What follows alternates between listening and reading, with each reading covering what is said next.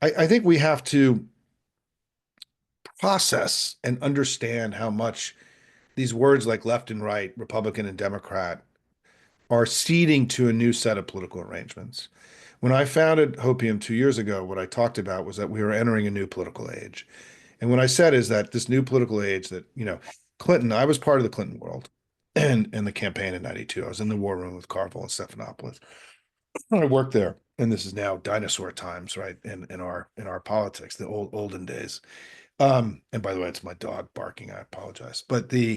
Um, but just on this ramble, to conclude on this ramble, I started Hopium 2 years ago because I felt that the world that was built by Clinton, the new Democrat world, which was essentially built to deal with the end of the Cold War and to build a politics around a post-Cold War era, that we were that era had come to an end, that we were entering now the post-Cold War era, right? It is amazing that the post-Cold War era never had a name. It's just called the post-Cold War era, even though it's been around since 1989.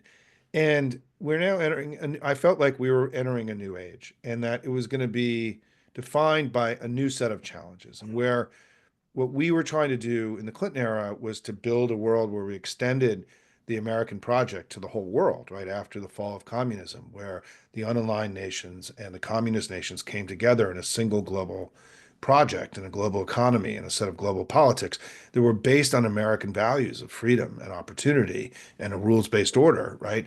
That was a big project to extend it out. We could debate about whether it worked or not. But that now we're entering, I think, a new age where the big project as Democrats and people in the center left is that we have two existential challenges now, which is we have to make sure the planet doesn't warm, and we have to make sure that democracy prevails. And that's, in my view, that we're going to have to build a new politics around those two things that don't really exist.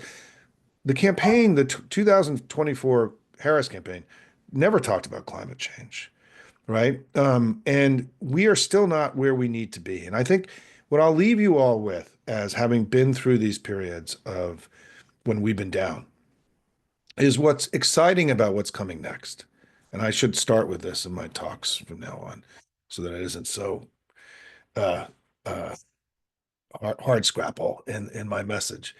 What's exciting about what's coming now is we get to go build a new thing, right? This next Democratic Party, this next center left, this next pro-democracy movement needs to be built. It doesn't exist. We have to go build it together. And your organization and the various grassroots organizations around the country that I've spoken to, you're all playing a big role in that because you've already built new things. You're innovators, you're entrepreneurs creating new ways of being in community to advance our democracy. And I think that, there is no going back now, right? We have to go forward and we have to go build this next thing. And periods of building and reinvention and reimagination are actually exciting, right? We get to try new things. We get to learn new ways. We get to build, promote new leaders. For those of you in California, innovating and building new things is kind of what you do, right? In California, right? And we need to do that now. We need to have a spirit of risk-taking entrepreneurship, of confidence in the future, not being scared and intimidated. I went through this period of rebuilding in 2004 through 2008, which helped create Obama when we imagined a new coalition. We learned how to use new tools to speak to the new voters that we were reaching. We made new arguments about where we needed to go as a country. And what gives me hope is a good way to close here, Linda and Molly, is that I do think this next set of leaders that we have are extraordinary. And I think the party, in many ways, is stronger today at a leadership level than it's been. I was on Carville's podcast a few months ago, and we talked about how this next generation of leaders are the strongest that we've ever had. Just look at California, right? I mean, Kamala and Gavin Newsom and Adam Schiff now is going to emerge as a really powerful national. He already has, but he made incredible contributions.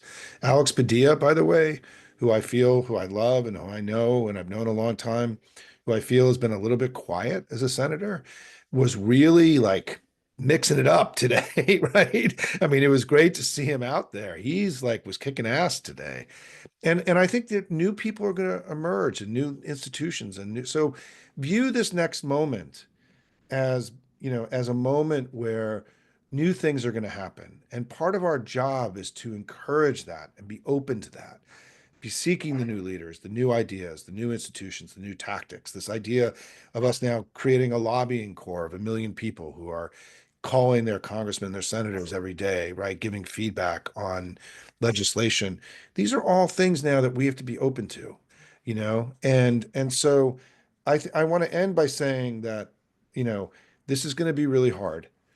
But we need to stay in the game and we need to fight. And how you choose to do that, your big job is to figure out how you do that and stay sane and stay safe and stay healthy, right? Because I think healthy, I joined a gym, and even though we have a gym here in our house, and I joined a gym and I have a trainer, which I haven't done in like 30 years.